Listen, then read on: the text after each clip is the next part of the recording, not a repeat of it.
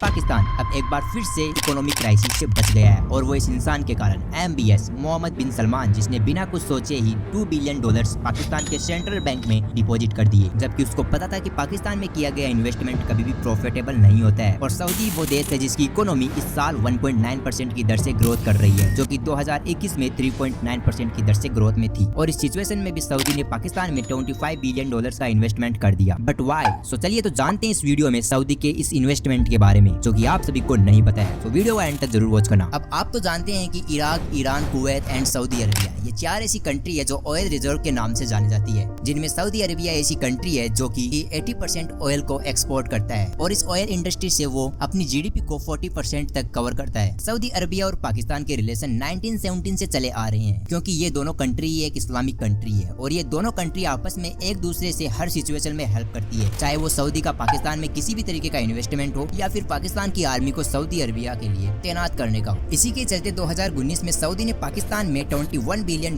का MOU sign किए, जिनमें से $12 बिलियन का गौदर पोर्ट पर इन्वेस्टमेंट किया गया था। बट पाकिस्तान की एक कमी के कारण सऊदी की यह डील अनफॉर्चुनेटली कैंसिल हो गई, क्योंकि 2020 में कश्मीर मुद्दों के कारण पाकिस्तान को इन 57 मुस्लिम कंट्रीज से सपोर्ट नहीं मिला, जिसको सऊदी अरबिया लीड करता था। उस टाइम पे पाकिस्तान के PM इमरान खान हुआ करते थे, जिन्होंने उस टाइम पे सऊदी लीड OIC को कन्वेंस करके एक फॉरेन मिनिस्टर लेवल की बैठक बुलवाने की प्लानिंग की, जिस पर कश्मीर मुद्दे की बात हो, बट ये भी नहीं हुआ, जिससे पाकिस्तान और सऊदी के रिलेशन धीरे धीरे खराब होते रहे। फरवरी 2020 में तुर्की के प्रेसिडेंट रेसेप तैयब एर्दोगान ने पाकिस्तान में विजिट किया और जिसने पाकिस्तान पार्लियामेंट में ट्रेड और एनहांस बॉर्डर कॉर्पोरेशन पर बात की, जिसके बारे में सऊदी को भी पता था। पाकिस्तान के लिए सऊदी जैसा इंपोर्टेंट ईरान भी था, जो कि पाकिस्तान को तेल सप्लाई करता था और ये भी एक इस्लामिक कंट्री है। और उसके बाद पाकिस्तान और ईरान के बीच एक एग्रीमेंट होता है, जिसमें पाकिस्तान 1000 किलोमीटर बॉर्डर ईरान को शेयर करता है, और वो किस लिए? चाइना के लिए। चाइना ऐसा देश है जिसको ऑयल की सबसे ज्यादा नीड है और उस नीड को सऊदी अरबिया और ईरान पूरी करता था, और इसमें सबसे ज्यादा ऑयल एक्सपोर्ट चाइना को सऊदी ही करता था। चाइना उस टाइम पे पाकिस्तान में CPEC प्रोजेक्ट पर, यानी कि चाइना पाकिस्तान इकोनॉमिक कॉरिडोर पर काम कर रहा था, जिसमें पाकिस्तान में अलग अलग डेवलपर प्रोजेक्ट बनाए जाएंगे, जिसमें चाइना का मेन मकसद ईरान से कनेक्टिविटी बनाने का भी था। और इसी के बीच चाइना और ईरान के बीच $400 बिलियन की एक डील होती है, चाइना ईरान चाहपर डील, जिसमें इन दोनों देशों की कनेक्टिविटी पाकिस्तान ही करवा सकता था। और उस टाइम पे चाइना पाकिस्तान में CPEC प्रोजेक्ट पर काम करता है। आई थिंक कि चाइना का ये प्रोजेक्ट ईरान के लिए ऑयल एक्सपोर्ट करने का कारण बन सकता था, लेकिन पाकिस्तान की इन दोनों लीडरशिप के कारण चाइना का CPEC प्रोजेक्ट पर काम करना ही बंद हो गया। और इसका सबसे बड़ा रीजन है पाकिस्तान के टेररिस्ट, जो कि चाइना के CPEC प्रोजेक्ट पर लगातार अटैक कर रहे थे। अब पाकिस्तान से परेशान चाइना ये चाहता था कि कोई ऐसी कंट्री हो जिस पर पाकिस्तान टेररिस्ट अटैक ना करे, जिसका फायदा उसको इस CPEC प्रोजेक्ट में भी मिले। और ये काम सिर्फ सऊदी अरबिया ही कर सकता था, क्योंकि सऊदी पर पाकिस्तान टेररिस्ट अटैक नहीं करते हैं। सऊदी भी ये चाहता कि कैसे तैसे करके वो चाइना से वापस से कनेक्टिविटी बनाए और उसे ज्यादा से ज्यादा ऑयल को एक्सपोर्ट करे, ताकि वो अपने विजन 2030 को पूरा कर सके। विजन 2030 जिसमें सऊदी हेल्थ, एजुकेशन, टूरिज्म और अलग अलग देशों से ऑयल एक्सपोर्ट करने में कनेक्टिविटी बना सके और इससे वो अपनी GDP में भी सुधार करे। एक आर्टिकल के अकॉर्डिंग पाकिस्तान चाइना को कहता है कि वो सऊदी जैसे और भी कंट्री की इस CPEC प्रोजेक्ट में इन्वेस्टमेंट को एक्सेप्ट करे, लेकिन इससे पहले चाइना ने पाकिस्तान के साथ एक एग्रीमेंट साइन किया, जिसमें CPEC एनर्जी और इंडस्ट्री से जुड़े प्रोजेक्ट में उनके कॉम्प्लिकेशन से पहले पाकिस्तान इस प्रोजेक्ट में किसी कंट्री की पार्टनरशिप को अलाउ नहीं करेगा। पर अब तो सऊदी की पार्टनरशिप भी एक्सेप्ट हो चुकी है, जिसके बाद सऊदी ने पाकिस्तान में फिर से इन्वेस्टमेंट करना शुरू किया। 2019 में सऊदी ने पाकिस्तान के गौदर पोर्ट पर $10 बिलियन का इन्वेस्टमेंट किया, पर पाकिस्तान की इकोनॉमिक अनस्टेबिलिटी के कारण सऊदी को इस प्रोजेक्ट को वापस से होल्ड करना पड़ा। लेकिन सऊदी चाइना से डील करने के चक्कर में पाकिस्तान में एक बार फिर से $25 बिलियन का इन्वेस्टमेंट करता है। खैर, अब इतने बड़े इन्वेस्टमेंट से क्या पाकिस्तान अपनी इकोनॉमिक क्राइसिस को बचा पाएगा? तो इसका आंसर है नहीं,